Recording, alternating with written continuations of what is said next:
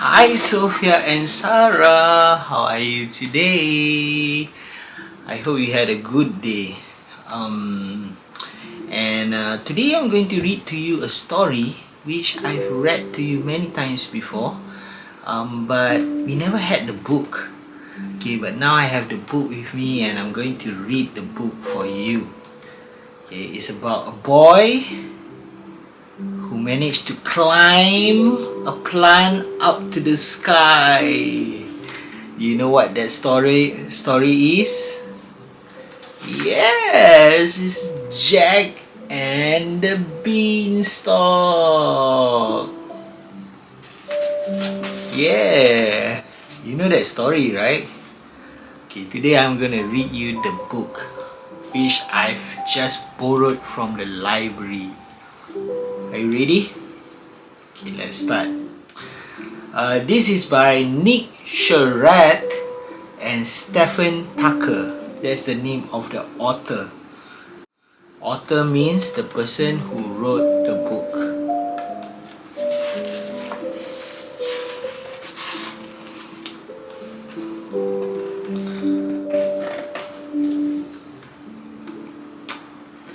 Jack and his mom were really poor, and things had got so bad that now they had to sell their cow, which made Jack very sad.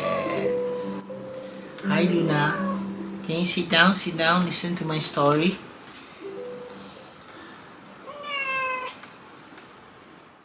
He had got halfway to the market when a man said, "Stop, my boy, I'll swap your cow for magic beans.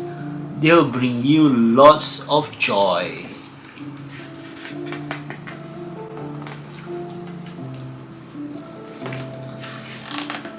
The lad replied, "You've got a deal.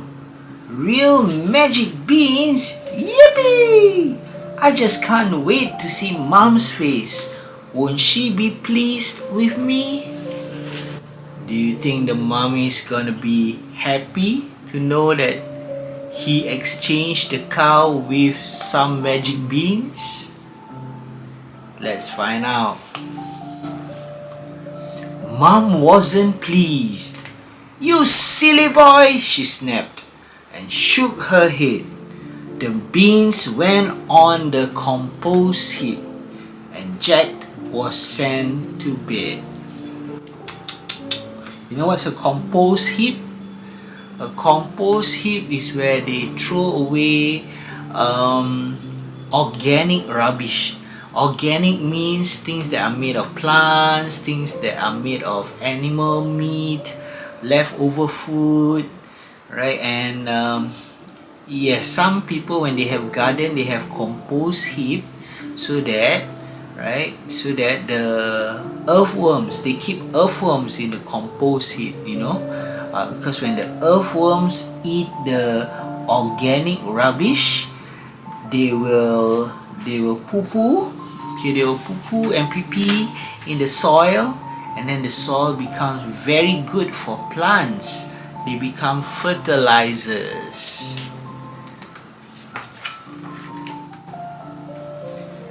Next day, he woke up early, went outside and got a fright. Those magic beans had turned into a beanstalk overnight. The massive plant reached to the sky. Said Jack, "I'd love to know what's at the top." And he climbed. Mom called, "Mine, how you go?" "Mine, how you go?" means that be careful. So he's climbing the beanstalk up to the sky. Isn't that scary? Must be so high up there. He scrambled up from leaf to leaf till high upon a cloud he saw a great big castle with a sign, "No kids allowed." But Jack was brave. He tiptoed in and couldn't believe his eyes, for everything around him was the most gigantic size. Whose house do you think that is? Make a guess, Sofia and Sarah. I've told you this story many times. Okay, whose house was it? It was a giant. All at once, he heard cluck, cluck. It came from somewhere near.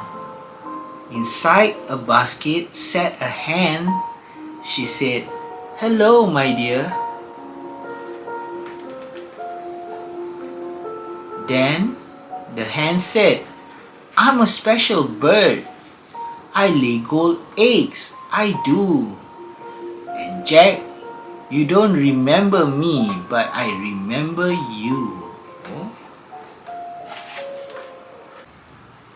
For once upon a time, my child, when you were just knee-high, a giant stole me from your house and made your poor mom cry.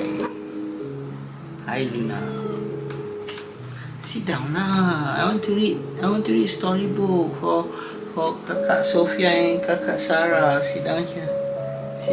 Yeah, listen to me tell the story, okay? He also took a golden harp and lots of money too. Said Jack, "Well, I shall take you back." The hen cried, "Good for you." As Jack picked up hen, harp, and coins, he heard great footsteps. Boom! The giant had returned. A voice like thunder filled the room. "Fee, fi, fo, fum," the giant roared. "I reckon I smell child." He spied Jack in his hiding place. And boy, did he go wild. Look at the face of the angry giant. He's bald with beard. He looks scary, isn't he? But Jack was nimble. Jack was quick. And out the door he flew. The giant bellowed, "Just you wait till I catch up with you." As Jack scurried down the beanstalk, the hen squawked anxiously. If that giant gets his hand on us, he'll eat us for his tea." Eventually, Jack reached the ground. He called, "Mom, bring the eggs." He chopped right through the beanstalk, and it took a lot of wax. The great plant tumbled down to earth. The giant shouted, "Hey!" and plunged into the compost heap. He's still stuck here today. Compost heap is very smelly and got earthworms in it. Yucky. I don't want to fall into a compost heap. The end. Such a short story. Well, what do you think of the story, Sofia and Sarah? What do you learn from it? Number one,